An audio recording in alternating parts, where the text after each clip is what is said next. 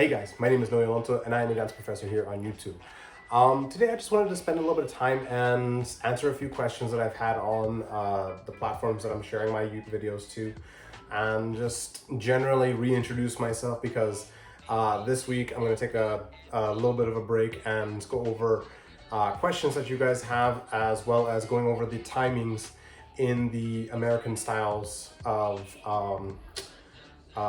dances that I've been covering. So I just wanted to re-go over the differences in between American styles of rhythm as well as smooth. That way you guys have a firmer understanding of how that goes. And yeah, so without further ado, here's our episode. I feel like most people are pushed away from ballroom dancing for the same reason that they're pushed away from ballet dancing or hip-hop dancing, just because those are just the umbrella terms for so much more, for so much more. But the same reason that people don't like ballet or ballroom is because, for one, people think it's too stiff, too structured. It doesn't allow for freedom. Whereas anybody that's been on either world know it's the exact opposite. There are just some people that like to dive in head first and learn through trial by error, or there are people that like structure and know that they're being taken through a path in order to learn that this is what the vocabulary is, and from here I can learn how to break the rules myself or through instructors that have done it themselves and created something that looks completely different from the traditional standardized either ballroom or ballet. So in short, that's one of the first few questions that I have to answer from myself. So first question, why so many styles? Why not one or a few styles of dance? So for me, this kind of is like, why aren't you niching down harder? Because I'm so used to seeing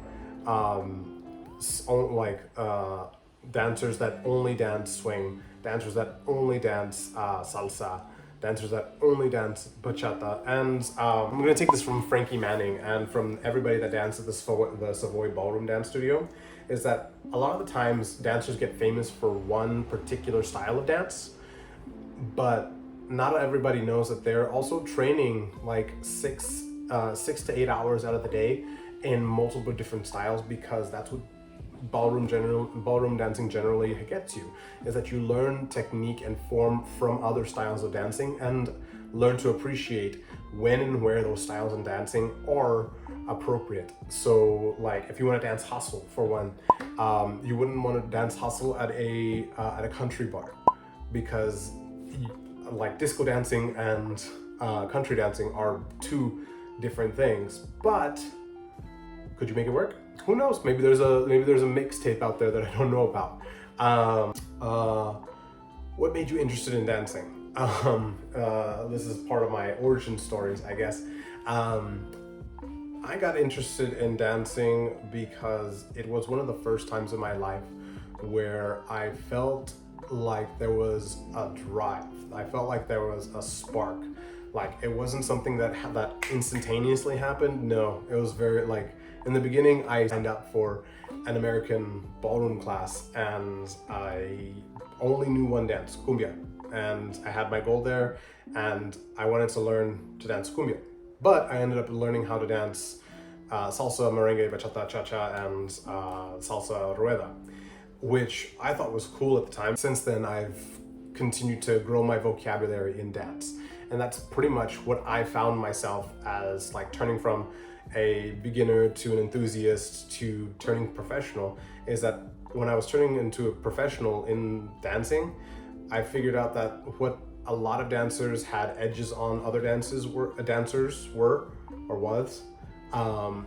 that they had just a larger vocabulary in another style of dance than the style of dance that was being presented. So I love Cuban style dancers, like especially just dancers from Cuba and dancers from different parts of Europe, because when you mix in that purely Afro-Cuban rhythm and dance style with salsa, and then add that into, like, let's say standard mambo, it looks completely different from anything anybody dances on the social dance floor. So that's what got me interested first off, is that like I just loved the mixture, the fusion of dances that made it look like the next evolution in that particular style of dance. So for me, that was really cool. Why is the music not synced up with your feet? I mess up. So yeah, I goofed. That's basically it. I'm not gonna reshoot them because I'm gonna shoot it again. There's gonna be more videos coming out of the exact same thing, one-on-one classes. That way you guys get a better understanding, because I'm trying to understand this YouTube thing. I'm getting a hang of it. It's okay, but I definitely have a lot to work on. And I definitely appreciate the fact that you are calling me out on this. So thank you, Reddit. Let's see, how can I practice without a partner?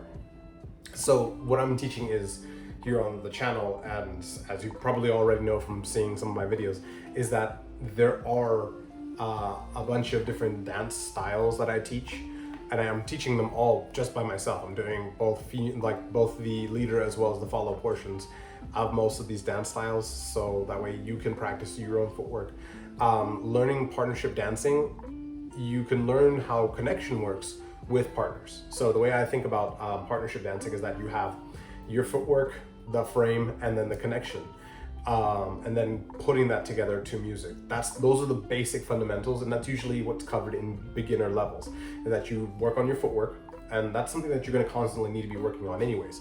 You're going to need to work on your footwork, and you're going to also need to be working on the timing, and as well as later on style.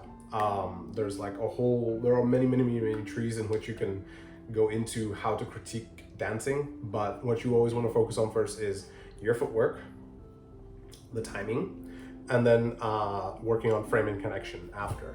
Connection, I believe, connection in partnership should be always just enough to get the idea from what you guys practiced, from what the figure requires, because if it's a syncopated action, it's going to need to be faster and a little bit harder. If it's a whole note to change something, it's going to not have to be that fast or jerky, I guess. So you need to just understand that connection is just being able to sense whether or not it's a push or a pull, a back or forward, because again, the back and forwards can also be understood as push or a pull, like a push to the side, a pull to the side. That's kind of how connection works, especially with single handholds. And then when you get to frame, it's the same thing. You can push someone this way, bring them back. It's kind of just that. So when you work on yourself, in practicing by yourself, you need to work on, first off, your footwork, your form, and make sure that you understand like how to do the pattern by yourself. Just continue practicing over and over again. So in solo practicing, again, looking over your own footwork, making sure that you understand it, make sure that your posture is correct, make sure that the timing is correct, because if you can get yourself situated first before going to a partnership and then messing up the partnership because you don't know your footwork within the partnership, because there's always that 1 second lag that you're gonna have in between knowing your pattern and then doing it with a partner and then realizing, oh shoot, my partner doesn't know what they're doing. Thank you for making it all the way to the end of the video. I just wanted to say thank you guys so much for watching these videos. We are 71 videos deep so far, with this video included. So I just wanted to say thank you guys. I really appreciate every single one of you that watches my videos, and I hope to see you guys in the next video.